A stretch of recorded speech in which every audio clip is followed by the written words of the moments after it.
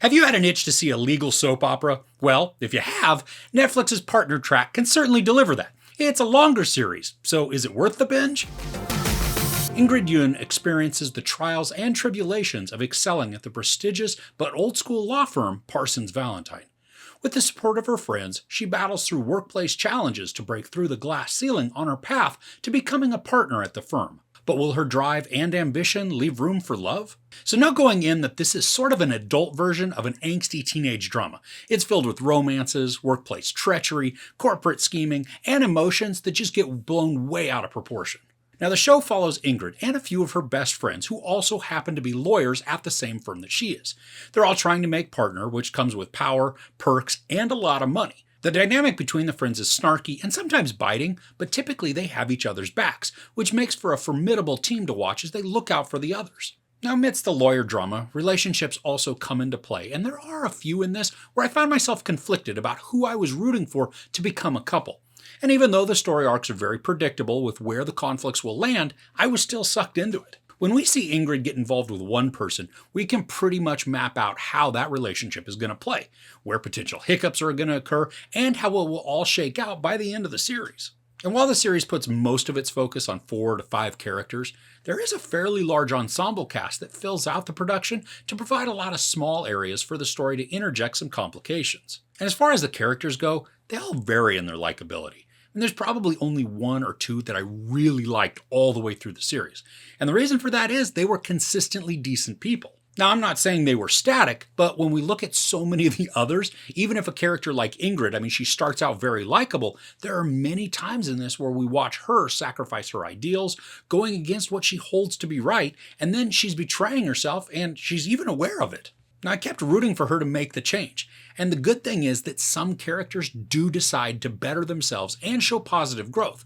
And then there are some that were truly meant to just be the antagonists because that's where they remain, unbudging from their poor choices or their terrible demeanors. Now, almost all of the episodes are 45 minutes long, so this isn't a super fast binge, but they do flow pretty quickly. And even though this circles around a law firm, there's not much law stuff going on. We don't see courtrooms or juries, just more corporate speak as mergers and acquisitions are negotiated in boardrooms. There is a central story arc that involves Ingrid, and through this, we really get some huge insights into her personality and her motivations. We also then get to see where her flaws are, as well as her strengths. And the overarching storyline helps to keep the narrative focused and progressing forward, even when smaller stories come into play. They tie in naturally, but then they also don't take away focus from Ingrid's main storyline. Now, the show does fall into a bit of a formulaic trap, though, when it comes to the episodes. And really, that's the case for the entire show. We get a situation that feels like it's a challenge for our characters. They have to overcome it. There's going to be some relationship drama that weasels its way into the story. And as a problem is being solved, the character has learned something about themselves or maybe those around them. And then that repeats. Now, I'm not using this as a big complaint, but it does end up making many of the episodes feel repetitive, making the series then feel like it's taking much longer to tell the story than it really needs to. And even though there is repetition, I do have to credit the show for tackling several themes within this long narrative. Now, one of the biggest the show looks at is racism, and I think they do it in a creative and even thought-provoking manner.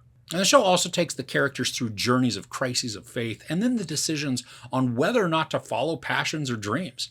And I like these as they weave in and out of the storylines because it gives our characters something more to ponder than just how much they're going to be billing a client or what type of drink they want next.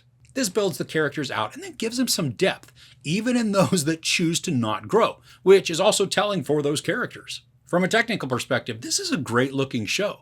The camera work is way higher quality than some run-of-the-mill soap operas, and the sets and costume designs scream money, which is exactly what they're supposed to reflect, given that this series revolves around one of the highest profile law firms in New York. And the camera also creatively hides nudity. The series tries to be a racy adult drama, and it accomplishes that for the most part, but what was surprising was the lack of nudity. Now, that's not a complaint, it was just a surprise. So overall, Partner Track is soapy, melodramatic, and angsty with a formulaic and repetitive delivery. Most of the characters are flawed and unrelatable, but their relationship conflicts and their situations transcend the rich and elite personas, making these aspects understandable. The character growth displayed is encouraging, and some characters are very easy to root for, while others are very easy to root against.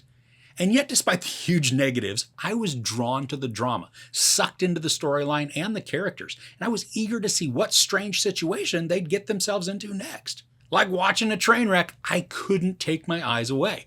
And that's not to say this is good TV, but sometimes bad TV can be good. There's sex, no nudity, a lot of profanity, and barely any violence. I give Partner Track 3 out of 5 couches. So what's a soapy show that you have found yourself just sucked into? Even if it's bad, let me know in the comments below. If you enjoyed this review, please give it a like. Also, don't forget to share and subscribe. I'm Chris. This is Movies and Munchies. Thanks for couching with me.